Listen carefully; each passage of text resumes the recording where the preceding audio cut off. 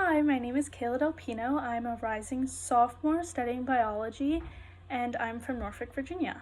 I'm applying to be a Chem mentor because for me personally, I struggled my first semester figuring out how to study for chemistry and what study methods worked best for me.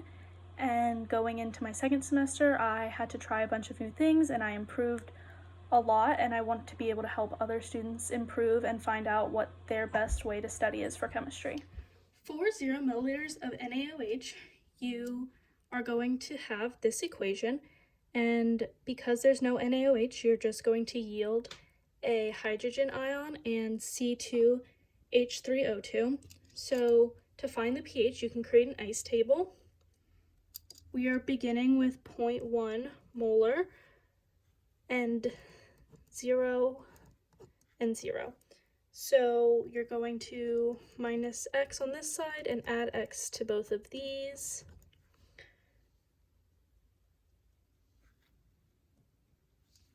From here, you're going to use your Ka value, so 1.8 times 10 to the negative 5 equals your concentration of products over reactants, x squared over 0.1, and because of the 5% rule, we can ignore the minus x on the bottom here. From here, we're solving for x, and x ends up equaling 0.00134. Our x is equal to our concentration of H+, and from our concentration of H+, using our log rules, we know that the log of H+ is equal to pH. So we're going to take the log of 0.00134 and get a pH of 2.87. So for 12.5 milliliters of NaOH, we can rewrite the equation just for simplicity. So our C2H3O2, we can just write as HA as our acid, plus the OH for our base yields our conjugate base plus water. Also, because we're not at the beginning of the titration or at the end point, we can use moles and the Henderson-Hasselbalch equation to solve for our pH. So again, we're going to create an ice table, and initially we have 5 millimoles of acid, and we're adding in 12.5 milliliters of base, so we're going to have 1.25 millimoles of base and no conjugate base. So because we're adding base to neutralize the acid, we're going to subtract the 1.25 from this side and add it to this side. So minus 1.25 millimoles and plus 1.25 millimoles.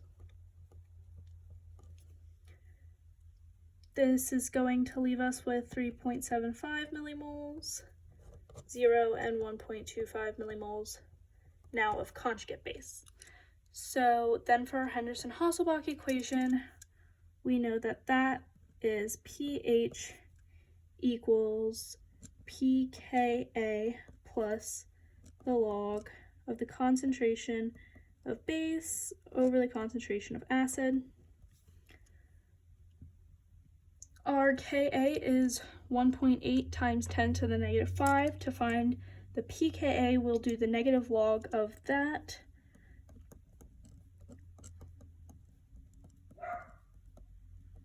Which gives us 4.74.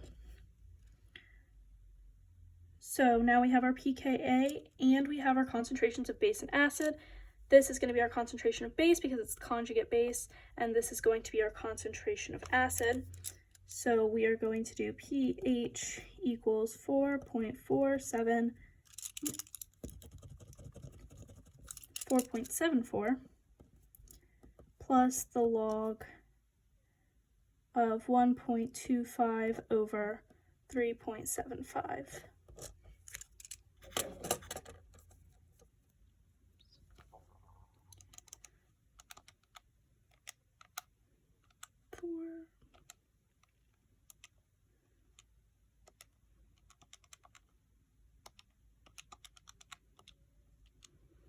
That's going to give us a pH of 4.26.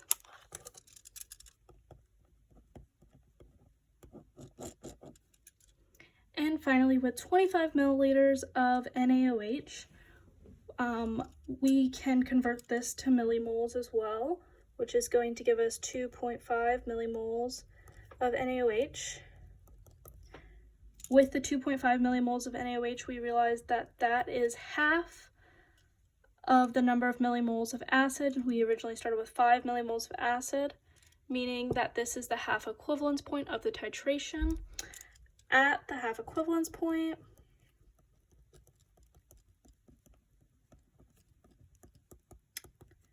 pH equals pKa. So we can use our pKa from above, and our pH at 25 milliliters of NaOH will be equal to 4.74. A quick way to check ourselves that we're doing the titration correctly is as we add more base, our pH is going to increase. So we started with 2.87, then we went to 4.26, and finally at the half equivalence point we got to 4.74.